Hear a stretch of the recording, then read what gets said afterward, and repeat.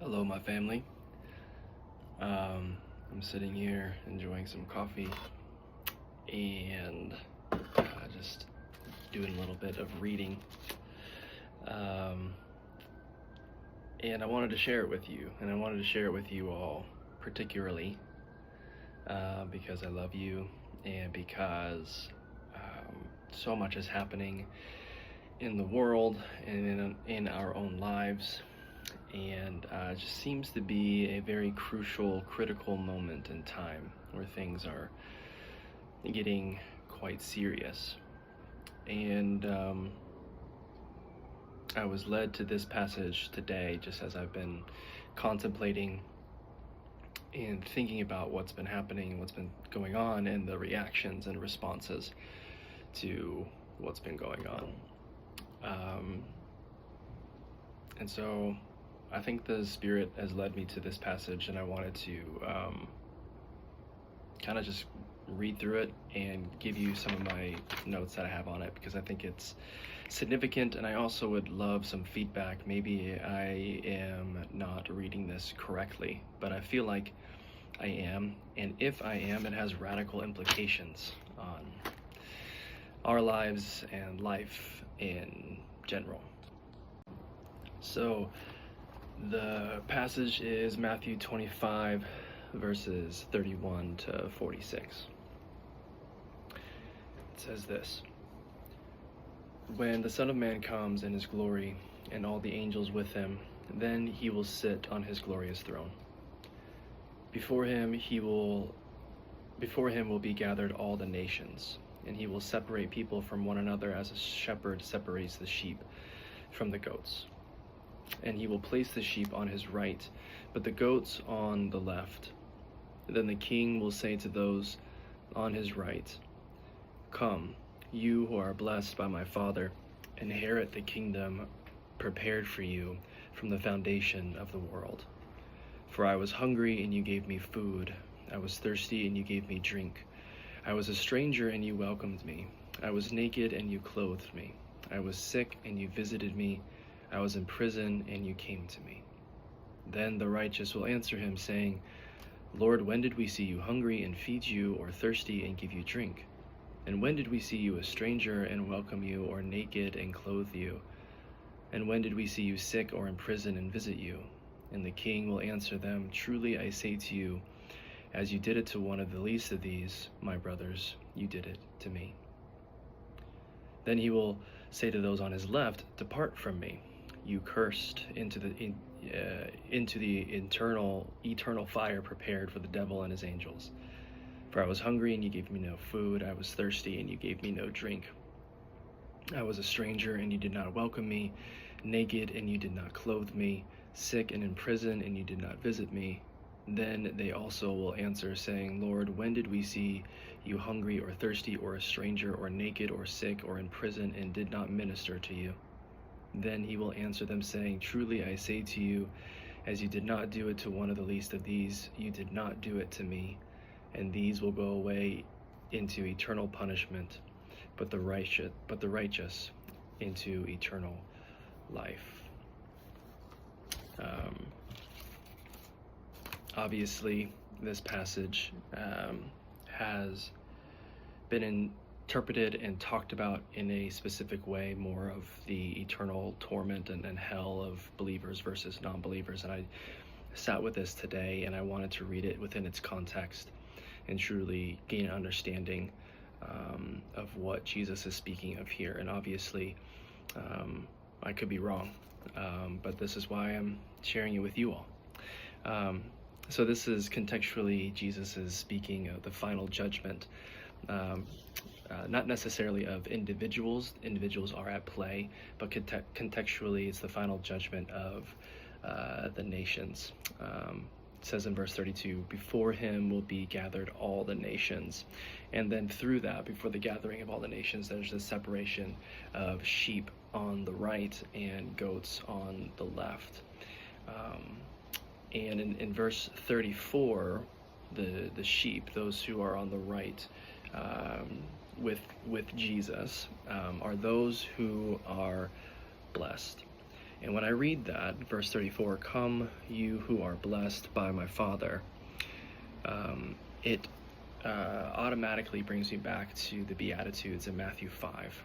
And the specific Beatitude that I think is being alluded to here in this passage is, come you who are blessed by my Father, inherit the kingdom prepared for you from the foundation of the world. And we know the Beatitudes are a complete reversal of a way of living and being human that run contradictory to the normal worldly ways of living. And so specifically, obviously, those who inherit the earth, those who inherit the kingdom according to the Beatitudes back in Matthew 5, are those that are meek.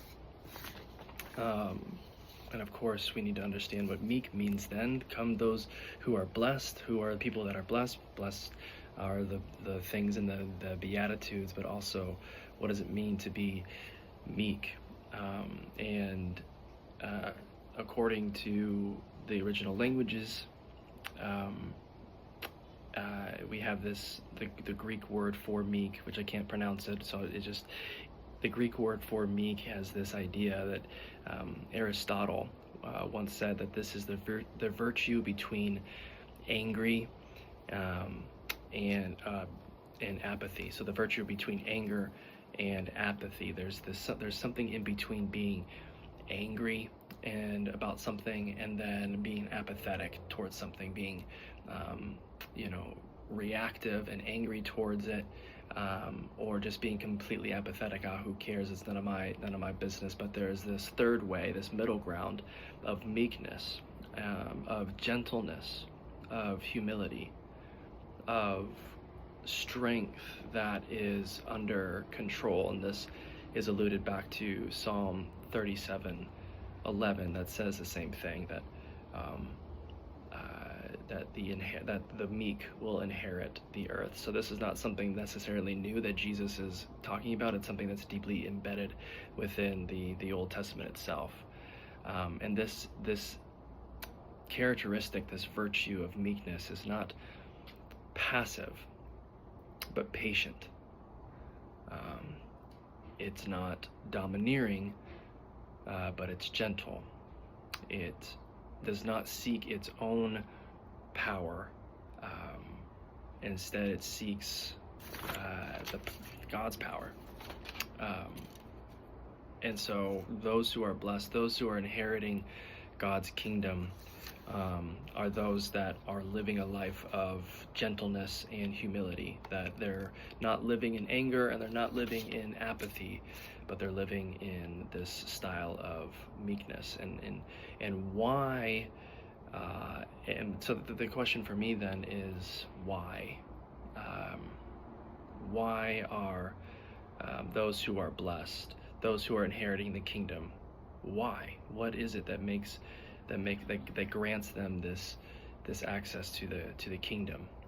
And so within this passage of Matthew 25, it's very, very clear, because when people were hungry, we gave them food; thirsty, we gave them drink. If they were a stranger, we welcomed them. If they were naked, we clothed them. If they were sick, we visited them. If they were in prison, we came to them.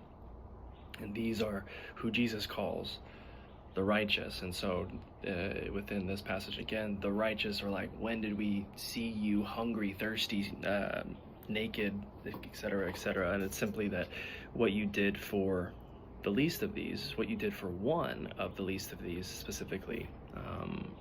In verse 40, and the king will answer them, truly I say to you, as you did it to one of the least of these brothers, you did it to me. And then of course he contrasts that with the goats. Depart from me, you cursed, into the eternal fire prepared for the devil and his angels, because you saw that I was hungry and you didn't do anything about it. And ending the passage in verse 46, and these will go away, the goats, the unrighteous, and these will go away into eternal punishment, but the righteous into eternal life. So there's this contrast going throughout this passage. There's the sheep and the goats, the righteous and the unrighteous. There is at the end eternal punishment and eternal life. And so for the goats there is eternal punishment, and for the sheep there is eternal life. And so I wanted to sit with, okay, what contextually and literally, what is the actual language here, and what's the context that we're talking about when it comes to eternal punishment and eternal life, and what are those things? So when I see the words eternal life, what is eternal life, and letting the scriptures define that for me, according to Jesus in John 17:3, that eternal life is to know God, is to know God, not just through intellectual assent, not just knowing. It's not this like I know the facts about God or things like that. It's this intimacy. It's this experiential intimacy, this way of living life with God, this intimate way of life, of living with God in the love of God. And so the opposite of that, eternal punishment, is not this idea of ongoing hellish torment, this other place that we go to when we die, because eternal life is not something that we get to have when we die. It's something that is available to us now. We can know God intimately now in this time. And so with that being said, eternal punishment then is not about this place that we go to when we die, just like maybe what we've heard, but more contextually, this eternal punishment, when in the light of what eternal life is, then it is this life that is of the age. It is this worldly way of living, and that worldly way of living is a separation of living within the intimacy and the love of God.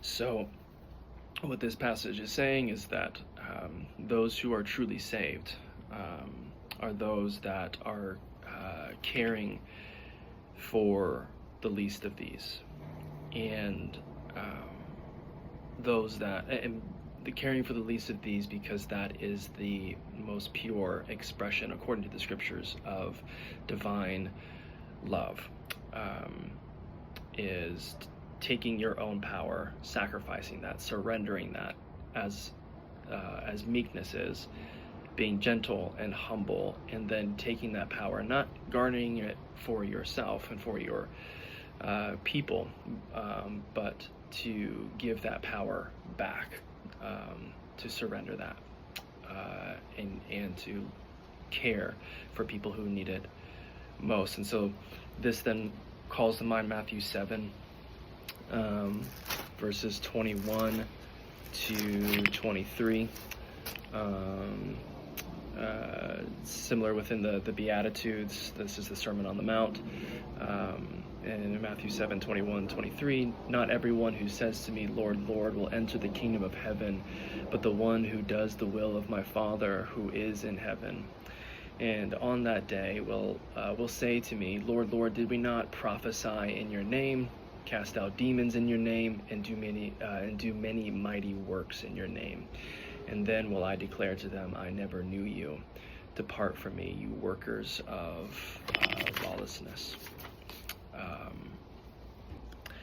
And I wanted to sit with those three things. After I was reminded of this passage, I sat with this passage now in Matthew 7 on what are those three things that these people come and say, Lord, didn't we do these things in your name? And yet Jesus is saying, I never knew you. Depart from me, you workers of lawlessness. And these three things are, again, prophesy, cast out demons, and do many mighty works in your name. And for me, when I sat with these passages and I read them in their original languages, To prophesy in your name is this idea of standing for truth. Didn't we declare your truth? Weren't we prophesying and declaring your truth to the people? And didn't we cast out demons? Weren't we exercising divine authority? Weren't we saying that this is what the will of God is, and that not only were we declaring the truth, but we were exercising our own divine authority and casting out demons? And then lastly, mighty works. Didn't we put your power on display? Weren't we declaring your truth, casting out demons? Weren't we displaying your power for the people to see? And Jesus says, I don't know you. Depart from me. The people that I call, the people that are actually living a life in the love of Christ, are not those that are characterized by those three things: standing for truth, exercising divine authority, and displaying their power, putting their power on display. And then lastly, follow me back to Matthew 24, where Jesus is speaking of the signs of the close of the age. And there's so much here, but the one verse that I want to focus on and hone us on is verse 12, Matthew 24, verse 12. And because, it says this, and because lawlessness, and I feel like there's this connection to Matthew 7 here, because in Matthew 7, he literally says, depart from me, you workers of lawlessness. And so in verse 12 of Matthew 24, and because lawlessness will be increased, the love of many will grow cold. So in this context, it's speaking of a closing of an age. And during this closing of an age, what will happen, and what did happen within the context of this time, is that there was this increase of lawlessness. And through that increasing of lawlessness, there was this erosion of the love of the many, which in the Greek is agape. There is this, as injustice and lawlessness is creeping in, that Jesus defines lawlessness as those three things that people said, didn't we do this? Didn't we prophesy? Didn't we cast out demons? Didn't we do mighty works? Didn't we stand for truth, exercise divine authority, display our power? Jesus says this is lawlessness, and that erodes, that type of living erodes the agape community of God, that the love of God, that which holds people and binds us together with one another and with Christ. And so the reason why this is so potent for me is that contextually what's happening with the Matthew, or the Gospel of Matthew, and the teachings of Jesus here is that what history tells us is that what is coming is a Jewish civil war. There's heavy tension within the land, specifically most historically and most emphatically. There is this heavy taxation that the people, the peasants, are living paycheck to paycheck. They're never breaking even. This idea, like the next bill is always coming, that we can never just catch a break. And so when we come back full circle to Matthew 25, we see a clear depiction and an idea of the character of the fruit of those who are saved, and the fruit who are unsaved, the righteous and the unrighteous. And so those that are living life in the love of Christ are those that care for the least powerful. They care for the people. They live in a world where hungry people are getting fed, thirsty people are given water, that people are getting life's necessities through this community. And it's not those that are standing for truth, exercising their divine authority and displaying their power. And this is where I'm sitting with what I saw through the Charlie Kirk funeral, and the conversations that are happening about this revival and people coming back to church, and specifically things that I'm seeing in my own community here as it relates to Mark Driscoll's church and his teachings. So I wanted to go back to the scriptures themselves and just say, okay, what does Jesus actually say about people who claim to be transformed, who claim to be saved, and their lives are characterized by service and by humility and by gentleness and by meekness. And it is by meekness, strength under control, it is by humility and gentleness that we remain not angry and not apathetic, but that love compels us to take care of those who are considered the least powerful, not just in our own communities, where I think where it starts is in our communities, and it grows out from that, caring for people around us, and that begins to expand, not in hierarchy, but just as a pie. That we begin to take care of one another through the abundance that God has for us as He takes care of the birds and the lilies. Then we have that deep innate trust that we can begin to take care of one another and not rely so much on worldly ideas of what power and wealth and abundance look like. So let me know if I'm off. Would love to hear any kind of feedback. I know it's a long video, but it's important stuff, and I think it's important to really come back to the scriptures and not come at it from a biased perspective, but allow the scriptures and the context within which the scriptures are written and found, and Jesus himself, to speak for themselves. So, love you.